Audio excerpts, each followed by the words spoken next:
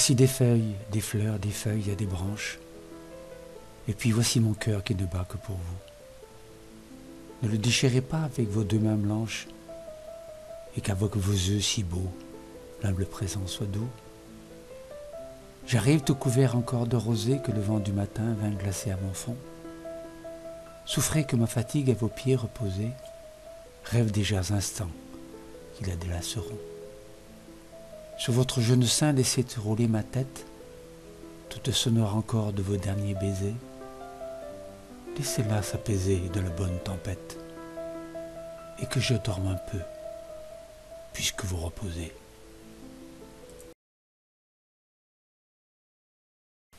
Je fais souvent ce rêve étrange et pénétrant d'une femme inconnue et que j'aime et qui m'aime, et qui n'est chaque fois ni tout à fait la même, ni tout à fait une autre.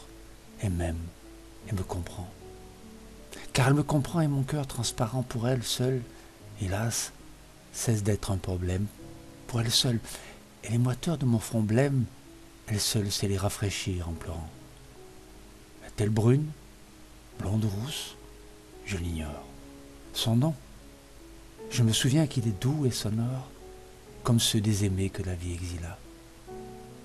Son regard est pareil au regard des statues, et pour sa voix, lointaine et calme et grave, elle a l'inflexion des voix chères qui se sont tues.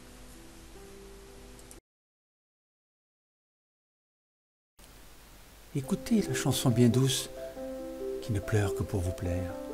Elle est discrète, elle est légère, un frisson doux sur de la mousse. La voix vous fut connue et chère, mais à présent elle est voilée, comme une veuve désolée, pourtant comme elle est encore fière. Et dans les longs plis de son voile qui palpitent aux brises d'automne, cache et montre au cœur qui s'étonne la vérité comme une étoile. Elle dit avoir reconnu que la bonté, c'est notre vie, que de la haine et de l'envie, rien ne reste la mort venue. Elle parle aussi de la gloire, d'être simple sans plus attendre, et de noces d'or et du tendre bonheur d'une paix sans victoire. Accueillez la voix qui persiste dans son naïf épithalame. Allez, rien n'est meilleur à l'âme que de faire une âme moins triste. Elle est en peine et de passage, l'âme qui souffre sans colère, et comme sa morale est claire, écoutez la chanson bien sage. Je suis venu, calme orphelin, riche de mes seuls yeux tranquilles, vers les hommes des grandes villes. Ils ne m'ont pas trouvé malin. À 20 ans, un trouble nouveau, sous le nom d'amoureuse flamme, m'a fait trouver belles les femmes. Elles ne m'ont pas trouvé beau. Bien que sans patrie et sans roi, et très brave, ne l'étant guère, j'ai voulu mourir à la guerre. La mort n'a pas voulu de moi. Suis-je né trop tôt ou trop tard? Qu'est-ce que je fais dans ce monde où vous tous, ma peine est profonde? Priez pour le pauvre Gaspard.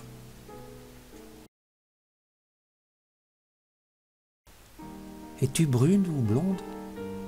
Sont-ils noirs ou bleus tes yeux? Je n'en sais rien, mais j'aime leur clarté profonde, mais j'adore le désordre de tes cheveux. Es-tu douce ou dure? Est-il sensible au moqueur, ton cœur? Je n'en sais rien, mais je rends grâce à la nature d'avoir fait de ton cœur mon maître et mon vainqueur. Fidèle, infidèle, qu'est-ce que ça fait? Au fait, puisque toujours disposé à couronner mon zèle, ta beauté sert de gage à mon plus cher souhait. Âme, te souvient-il au fond du paradis de la gare d'Auteuil et des trains de jadis, t'amenant chaque jour venu de la chapelle? Jadis déjà. Combien pourtant je me rappelle mes stations au bas du rapide escalier, dans l'attente de toi, sans pouvoir oublier ta grâce en descendant les marches, mince et leste, comme un ange le long de l'échelle céleste.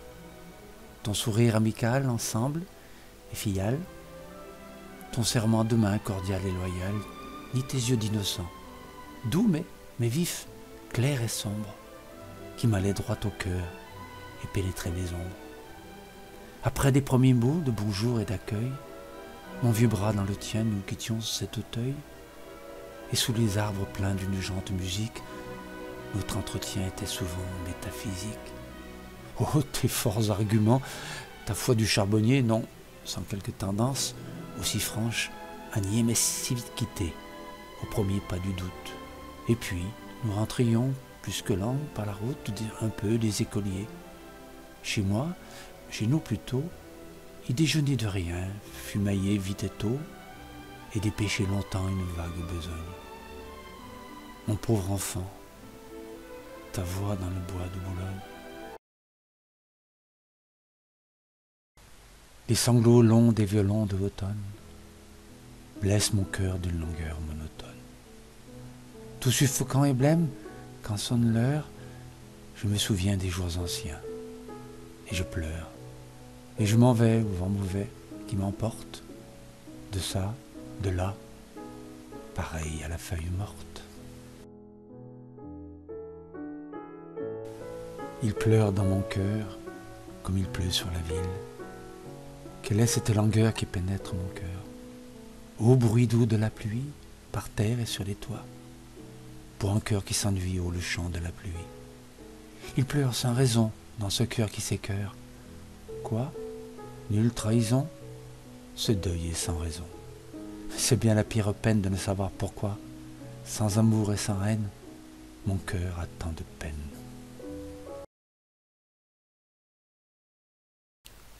Va ton chemin sans plus t'en inquiéter. La route est droite et tu n'as qu'à monter. Pourtant d'ailleurs le seul trésor qui vaille est l'arme unique au cas d'une bataille, la pauvreté d'esprit et Dieu pour toi. Surtout, il faut garder toute espérance. Qu'importe un peu de nuit et de souffrance, la route est bonne et la mort est au bout. Oui, garde toute espérance surtout. La mort là-bas te dresse un lit de joie. Et fais-toi doux de toute la douceur. La vie est laide encore, c'est ta sœur. Simple, gravis la côte et même chante, pour écarter la prudence méchante, dont la voix basse et pour tenter ta foi. Simple comme un enfant, gravis la côte. Humble comme un pêcheur, qui est la faute, chante. Et même sois gai, pour défier l'ennui que l'ennemi peut t'envoyer, afin que tu t'endormes sur la voie. Ris du vieux piège et du vieux séducteur, puisque la paix est là, sur la hauteur, qui lui, parmi les fanfares de la gloire, monte ravi dans la nuit blanche et noire. Déjà l'ange gardien étend sur toi joyeusement des ailes de victoire. La vie humble aux travaux ennuyeux et faciles est une œuvre de choix qui veut beaucoup d'amour. Rester gai quand le jour, triste, succède au jour. Être fort est s'user en circonstances viles. N'entendre, en écouter au bruit des grandes villes que l'appel, ô mon Dieu, des cloches dans la tour, et faire un de ces bruits soi-même, cela pour l'accomplissement vil de tâches puériles. Dormir chez les pêcheurs étant un pénitent, n'aimer que le silence, et converser pourtant. Le temps si grand dans la patience si grande. Les scrupules naïfs au repentir têtu, et tous ces soins autour de ces pauvres vertus. Fille, dit l'ange gardien, de l'orgueil qui marchande.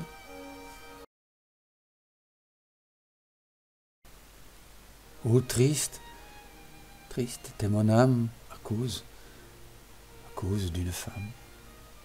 Je ne me suis pas consolé, bien que mon cœur s'en soit allé. Bien que mon cœur, bien que mon âme eussent fui loin de cette femme. Je ne me suis pas consolé, bien que mon cœur s'en soit allé.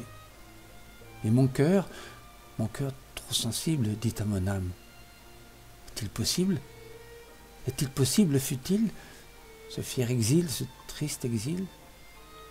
Mon âme dit à mon cœur, sais-je, moi-même, ce que nous veut ce piège, d'être présent bien qu'exilé, encore que loin, en aller. Fauve avec des tons d'écarlate, une aurore de fin d'été tempétueusement éclate à l'horizon ensanglanté. La nuit rêveuse, bleue et bonne pâlie, scintille et fond dans l'air, et l'ouest, dans l'ombre qui frissonne, se teinte au bord de rose clair. La plaine brille au loin et fume. Un oblique rayon venu du soleil surgissant allume le fleuve comme un sabre nu. Le bruit des choses réveillées se marie au brouillard léger que les herbes et les feuillets ont subitement dégagé. L'aspect vague du paysage s'accentue et change à foison. La silhouette d'un village paraît. Parfois une maison illumine sa vitre et lance un grand éclair qui va chercher l'ombre du bois, plein de silence. Ça et là se dresse un clocher. Cependant, la lune accrue frappe dans les sillons les socs, et voici que claire, brue, despotique, la voix des coqs proclamant l'heure froide et grise du pain mangé, sans fin, des yeux frottés que flagelle la bise, et du grincement des moyeux fait sortir des toits la fumée. Aboyer les chiens en fureur, et par la pente accoutumée, descendre le lourd laboureur. Tandis qu'un chœur de cloches dures, dans les grandissements du jour, monte aux bades franches d'injures, à l'adresse du Dieu d'amour. La vie est bien sévère à cet homme trop gai. Plus le vin dans le verre pour le sang fatigué, plus l'huile dans la lampe pour les yeux et la main, plus l'envieux qui rampe pour l'orgueil surhumain, plus l'épouse choisie pour vivre et pour mourir, en qui l'on s'extasie pour s'aider à souffrir, hélas, et plus les femmes pour le cœur et la chair, plus la foi, celle des âmes pour la peur de l'enfer, et ni plus l'espérance pour le ciel mérité par toute la souffrance. Rien, si, la charité, le pardon des offenses comme un déchirement, l'abandon des vengeances comme un délaissement. Changer au mieux le pire, et la méchanceté déployant son empire, opposer la bonté. Peser, se rendre compte, faire la part de tous, boire la bonne honte, être toujours plus doux. Quelque chaleur va luire pour ce cœur fatigué. La vie peut sourire à cet homme si gai. Et puisque je pardonne, mon Dieu, pardonnez-moi, ornant l'âme enfin bonne d'espérance et de foi.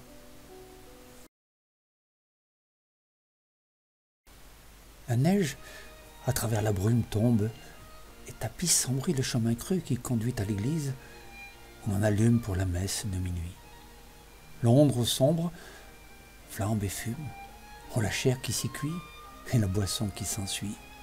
C'est Christmas et sa coutume, de minuit jusqu'à minuit. Sur la plume et le bitume, Paris jouit et bruit, ripaille et plaisant déduit, sur le bitume et la plume, s'exaspère des minuit. Le malade, en l'amertume de l'hospice où le poursuit un espoir, toujours détruit, s'épouvante et se consume dans le noir d'un long minuit. La cloche au son clair d'enclume, dans la tour fine qui luit, loin du péché qui nous nuit, nous appelle en grand costume à la messe de minuit. La lune est rouge au brumeux horizon. Dans un brouillard qui danse, la prairie s'endort fumeuse et la grenouille crie par les joncs verts où circule un frisson. Les fleurs des eaux referment leurs corolles. Des peupliers profilent au lointain, droits et serrés, leurs spectres incertains. Vers les buissons errent les lucioles. Les chat-huants s'éveillent et sans bruit rament l'air noir avec leurs ailes lourdes. Et le zénith s'emplit de lueurs sourdes. Blanche, Vénus émerge, et c'est la nuit. Ayant poussé la porte étroite qui chancelle, je me suis promené dans le petit jardin qu'éclairait doucement le soleil du matin, pailletant chaque fleur d'une humide étincelle. Rien n'a changé, j'ai tout revu, l'humble tonnelle de vigne folle avec les chaises de rotin. Le jet d'eau fait toujours son murmure argentin, et le vieux tremble sa plainte sempiternelle. Les roses, comme avant, palpitent, comme avant. Les grands lys orgueilleux se balancent au vent, chaque alouette qui va et vient m'est connue. Même j'ai retrouvé debout la Véleda, dont le plâtre s'écaille au bout de l'avenue. Gaël, parmi l'odeur fade du réséda.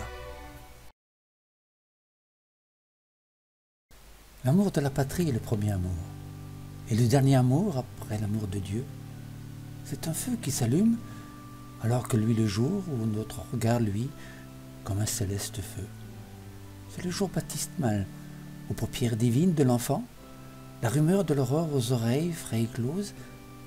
C'est l'air remplissant les poitrines en fleurs, l'air printanier rempli d'odeurs vermeilles. L'enfant grandit, il sent la terre sous ses pas qui le porte, le berce et, bonne, le nourrit, et douce désaltère encore ses repas d'une liqueur, délice et gloire de l'esprit. Puis l'enfant se fait homme, devient jeune fille, et cependant que croît sa chair pleine de grâce, son âme se répand par-delà la famille et cherche une âme sœur, une chair qui l'enlace. Et quand il a trouvé cette âme et cette chair, il naît d'autres enfants encore, fleurs de fleurs qui germeront ainsi le jardin jeune et cher des générations d'ici, non pas d'ailleurs.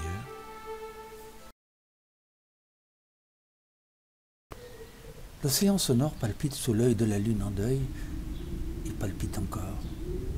Tandis qu'un éclair brutal et sinistre fend le ciel de bistre d'un long zigzag clair, et que chaque lame, en bond convulsif le long des récifs, va, vient, lui, et clame, et qu'au firmament où l'ouragan erre, rugit le tonnerre, formidablement. Puisque l'eau grandit, puisque voici l'aurore, puisqu'après m'avoir fui longtemps, l'espoir veut bien revoler de vers moi qui l'appelle et l'implore, puisque tout ce bonheur veut bien être le mien. C'en est fait à présent des funestes pensées, c'en est fait des mauvais rêves, c'en est fait surtout de l'ironie, et des lèvres pincées, et des mots où l'esprit sans l'âme triomphait. Arrière aussi les poings crispés et la colère, à propos des méchants et des sots rencontrés. Arrière la rancune abominable, arrière l'oubli qu'on cherche en des breuvages exagérés. Car je veux maintenant qu'un être de lumière a dans ma nuit profonde émis cette clarté, d'une amour à la fois immortelle et première, de par la grâce, le sourire et la bonté. Je veux guider par vous, vos yeux aux flammes douces, par toi conduit, aux mains où tremblera ma main, marcher droit, que ce soit par des sentiers de mousse, que rocs et cailloux encombrent le chemin. Oui, je veux marcher droit et calme dans la vie, vers le but où le sort dirigera mes pas, sans violence, sans remords et sans envie. Ce sera le devoir heureux au gai combat. Et comme, pour bercer les lenteurs de la route, je chanterai des airs ingénus. Je me dis qu'elle m'écoutera sans déplaisir, sans doute. Et vraiment, je ne veux pas d'autre paradis.